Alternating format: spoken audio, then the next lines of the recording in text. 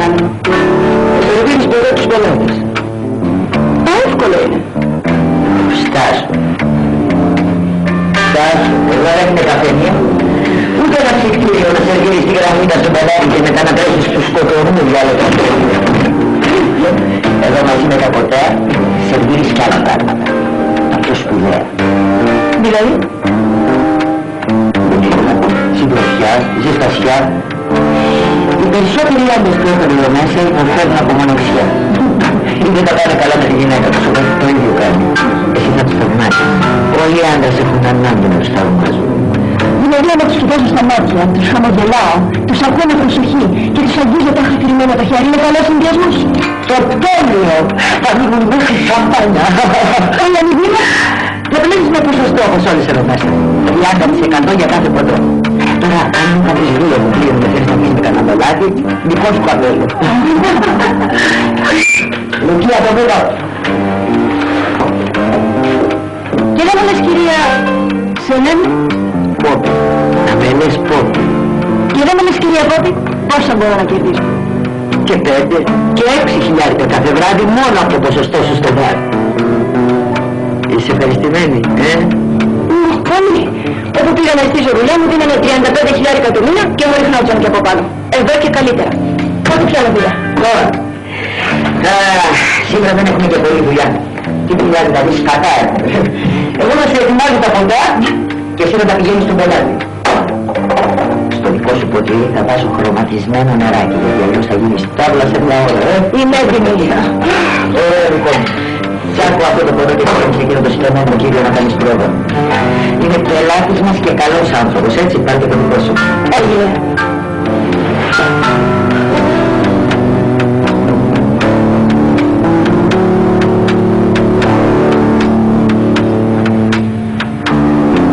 Θα με κεράσεις ένα ποτό. Το πάρεις τους κάρεις. Το ποτάκι σου. Χριστίνα, Κύριε Βασίλη, τι εσύ έβαλες σε αυτό το μπαρ. Το σέβονται εκεί σου. σε παρακαλώ μη μου χαλάς τη δουλειά. Ποια δουλειά. Όλοι σε καμαρώνουν στην γειτονιά που σπουδάει στην νομική του Βος. Και τώρα ξαφνικά σε βλέπω μέσα σε αυτό το μπαρ. Γκαρσόνα. Για τη δουλειά μου έχω έρθει εδώ κύριε Βασίλη. Στη σχολή μου ανέπτυσα μια μελέτη για την ανθρώπινη μοναξιά. Γι' αυτό είμαι εδώ. Για να γνωρίσω από κοντά την ανθρώπινη μοναξιά. Γι' αυτό σε παρακαλώ μην πεις τίποτα στους δικούς μου. Αποκλείεται. Κύριε Βασίλη μου σε παρακαλώ για λίγα μόνο βράδια. Και μετά σου δίνω το λόγο μετά θα ξαναπατήσω. Έστω. Αλλά κάθε βράδυ στις 2 η ώρα θα σε παίρνω εγώ και θα σε πηγαίνω στο σπίτι. Έγινε. Αλλά καλά. Εσύ κάθε βράδυ είσαι εδώ. Και πού αλλού να πάω.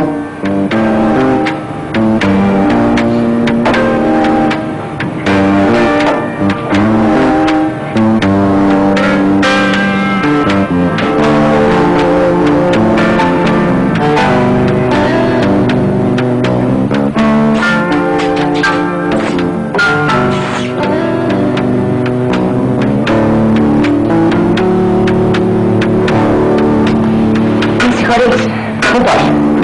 Τη μελέτη. Καλησπέρα. Καλησπέρα. Τι θα πάρεις. Έχουμε καιρό. Θα μου κάνεις παρέα. Αν θέλεις. Κάτσε.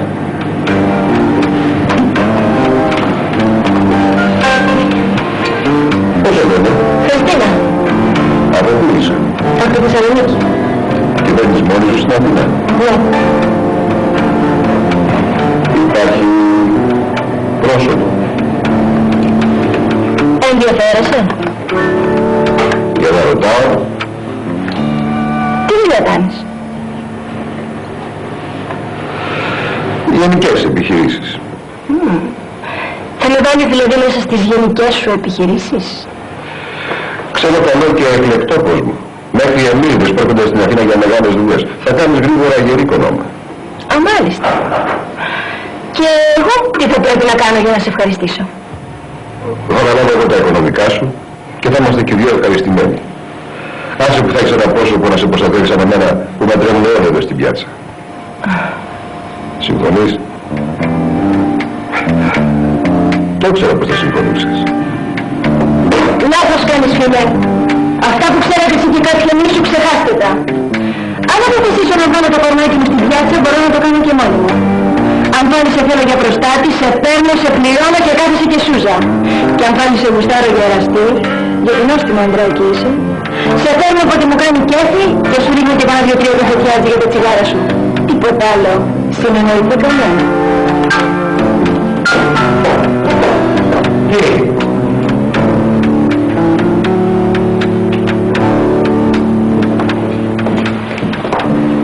Εγώ να σου πω.